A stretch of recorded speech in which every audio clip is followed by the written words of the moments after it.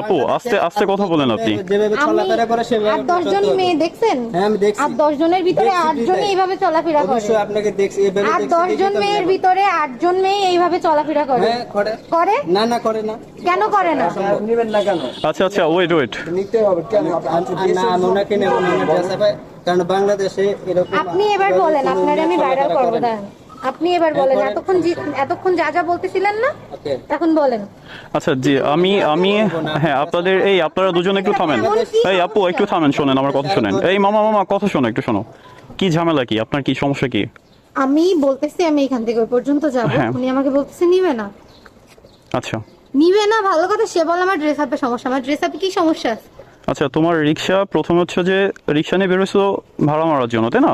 নিবা তুমি? আচ্ছা নিবা না সেটাও পরে কথা। তাহলে একটা মেয়ের ড্রেস আপনি কথা বলো কেন তুমি? কি না জাসার নিয়ে কথা বলছি এই জন্য। এটা বাংলাদেশ, আরো 10টা মেয়ে যেভাবে চলাফেরা করে ওনাকে ওইভাবে চলতে হবে।